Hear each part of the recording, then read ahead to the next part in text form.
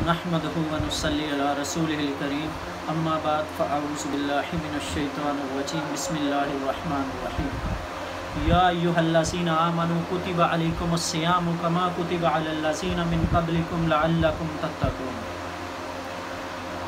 ऐ ईमान वालो, रोज़े तुम्हारे ऊपर फ़र्ज़ कर दिए गए हैं जिस तरह से तुमसे पहले लोगों पर फ़र्ज़ किए गए थे, ताकि तुम अल्लाह ताला से डरो, तक़वे वाले बनो। इसमें अल्लाह ताला हमें रमज़ान का मकसद बता रहे हैं कि रोज़ा किस मकसद के लिए रखा जाता है, क्यों रखा जाता है, और रमज़ान अल्लाह ताला ने हमें क्यों अता किया है, ताकि हम अल्लाह ताला से डरने वाले बने, तक़वे वाले बन जाए। कि अल्लाह ताला कह रहा है कि तुमसे पहले लोगों पे भी ये फ़र्ज़ थे, तुम पे भी ये फ़र्ज़ है, इसलिए कि तुम अल्लाह ताला से डरो, अल्लाह ताला से डरने वाले बन जाओ। ये रमज़ान का मकसद है। फिर नबी सल्लल्लाहु अलैहि वसल्लम ने फरमाया कि रोज़ेदार के मुंह की खुशबू अल्लाह ताला के यहाँ कस्तूरी से भी ज़्यादा पसंदीदा है।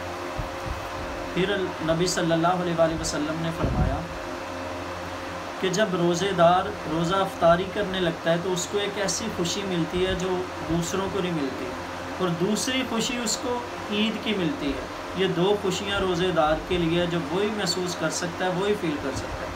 फिर अल्लाह ताला कह रहे हैं कि शहरु रमज़ान अल्लज़ी उन्ज़िला फ़ीहिल कुरान, कि रमज़ान तो वो महीना है जिसमें हमने कुरान नाज़िल किया। ये देखें, ये महीना कुरान का है, तो ये कुरान के महीने को कुरान के ही पढ़ने में लगा देना चाहिए।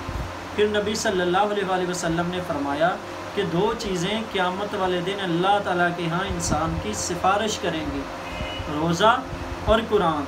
रोज़ा कहेगा कि या अल्लाह, मैंने इसको सारा दिन खाने पीने से रोक के रखा, तू इसके हक़ में मेरी सिफारिश कबूल कर। और कुरान कहेगा कि या अल्लाह, मैंने रात को इसको सोने से दूर रखा, तो इसके हक़ में मेरी सिफारिश कबूल कर, यहाँ तक कि इनकी सिफारिश कबूल की जाएगी। ये देखें, इसमें भी रमज़ान और कुरान साथ साथ हैं। फिर इन्ना अंज़लनाहु फ़ी लैलतिल क़द्र, अल्लाह ताला कह रहे हैं कि हमने इसको लैलतुल क़द्र में नाज़िल किया। यहाँ भी रमज़ान और कुरान है, तो रमज़ान और कुरान, कुरान में रमज़ान, ये देखें, कुरान में रमज़ान का ज़िक्र है, फिर रमज़ान में कुरान है, तो रमज़ान को कुरान के पढ़ने पढ़ाने में, समझने समझाने में लगा देना चाहिए। फिर अल्लाह ताला कुरान पाक में फरमा रहे हैं अल्लाज़ीना आतैनहुमुल किताबा यत्लूनहु हक्का तिलावती उलाइका युमिनूना बिही। अब देखें, यहाँ भी अल्लाह ताला फरमा रहे हैं कि अल्लाज़ीना आतैनहुमुल किताबा, वो लोग जिन्हें हमने किताब अनायत की है और वो इसको ऐसा पढ़ते हैं जैसा इसके पढ़ने का हक़ है। उलाइका युमिनूना बिही, वही लोग इस पर ईमान लाते हैं। अब कुरान को पढ़ने का हक़ किस तरह है, उसको समझ कर। ज़ाहिरी बात है कि खाली अरबी पढ़ लेने से तो कुरान का हक़ अदा नहीं ना होता। कुरान को समझ कर पढ़ना, फिर उस समझने पे अमल भी करना, इस तरह से कुरान का हक़ अदा होता है। फिर अल्लाह ताला कहता है उलाइका युमिनूना बिही, जो इस तरह से समझ कर पढ़ते हैं फिर उस पर अमल करते हैं, यही लोग हैं जो इस पर ईमान रखते हैं। व मैं यकफुर बिही, और जो इनकार करते हैं उनके लिए तो फिर अल्लाह ताला की बड़ी वईदें कुरान में हैं।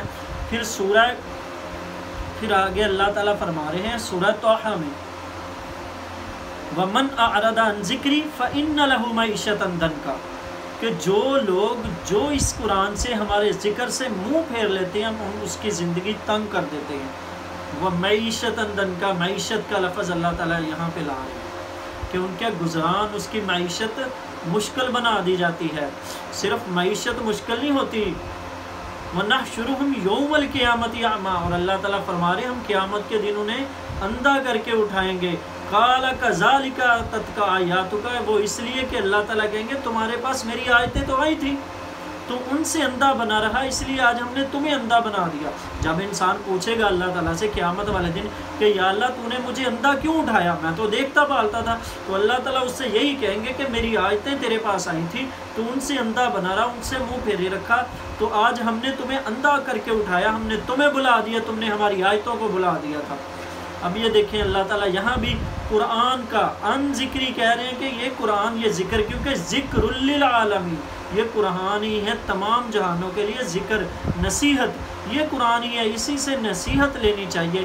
پھر اللہ تعالیٰ فرما رہے ہیں ایک اور سورہ میں وَقَالَ الرَّسُولُ يَا رَبِّ إِنَّ قَوْمِ اتَّخَذُوا هَٰذَا الْقُرْآنَ مَهْجُورًا، سورہ فرقان کے آیت نمبر 30 میں اللہ تعالیٰ فرما رہے ہیں کہ رسول نبی صلی اللہ علیہ وآلہ وسلم جن سے ہم شفاعت کا گمان رکھتے ہیں، تمام مسلمان کہ وہ ہماری شفاعت کریں گے قیامت والے دن، ان کی شفاعت سے ہم جنت میں جائیں گے، اور نبی صلی اللہ علیہ وآلہ وسلم کا بھی فرمان ہے کہ میں ابن آدم کا سردار ہوں، قیامت والے دن سب سے پہلے میری شفاعت قبول کی جائے گی۔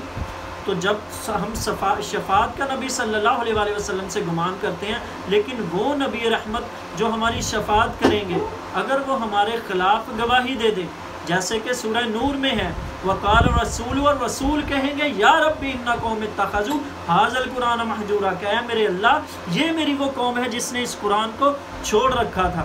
اب یہ دیکھیں کہ یہاں پہ اگر ہم نبی صلی اللہ علیہ وآلہ وسلم نے ہمارے خلاف گواہی دے دی تو پھر ہمیں وہاں کون بچائے گا؟ تو یہ قرآن کو چھوڑنے کا سبب ہے نا، جو اس میں اندھے پن کا سبب ہے، پھر نبی صلی اللہ علیہ وآلہ وسلم کی ہمارے خلاف گواہی بھی ہوگی کہ یہ قوم نے قرآن کو چھوڑا ہوا تھا۔ تو اس رمضان کو غنیمت جانیے، قرآن کو سمجھیے، قرآن کے سمجھنے سمجھانے میں لگا دیجیے، جیسا کہ نبی صلی اللہ علیہ وآلہ وسلم نے فرمایا کہ خیرکم من تعلم القرآن وعلمہ، تم میں سے بہتر وہ ہے جو قرآن سیکھے اور اس کو دوسروں کو سکھائے۔ تو سب سے بہتر بنیے، بہتر سے بہتر بنتے چلے جائیے، قرآن پاک کو سیکھیے اور دوسروں کو سکھائیے، جیسا کہ نبی صلی اللہ علیہ وآلہ وسلم نے فرمایا بلغوا انی ولو آیا، کہ اگر تمہیں ایک آیت کا بھی علم ہے تو دوسروں تک پہنچاؤ۔ تو یہ قرآن ہے، یہ رمضان ہے، اس رمضان میں موقع ہوتا ہے ہر کسی کے پاس، اللہ تعالیٰ کی طرف سے یہ ٹائم ہے، ہمیں پھر سے اللہ تعالیٰ نے رمضان عنایت کیا ہے، تو اس رمضان کو اللہ تعالیٰ کے نام کیجئے، اللہ تعالیٰ کے قرآن کے نام کیجئے، اور رمضان کو غنیمت جانتے ہوئے قرآن کو پڑھیے، قرآن کو سمجھیے، یہی سیدھا راستہ ہے۔ نبی صلی اللہ علیہ وآلہ وسلم نے فرمایا کہ یہ قرآن اللہ تعالیٰ کی رسی ہے، اس کا ایک سرا تمہارے ہاتھ میں، دوسرا اللہ تعالیٰ کے ہاتھ میں ہے، اور یہی ہدایت ہے، جو اس کو تھامے رکھے گا وہ ہدایت پر رہے گا، جو اسے چھوڑ دے گا وہ گمراہ ہو جائے گا۔ تو اس قرآن کو رمضان میں سمجھیے، پڑھیے اور دوسروں تک پہنچائیے۔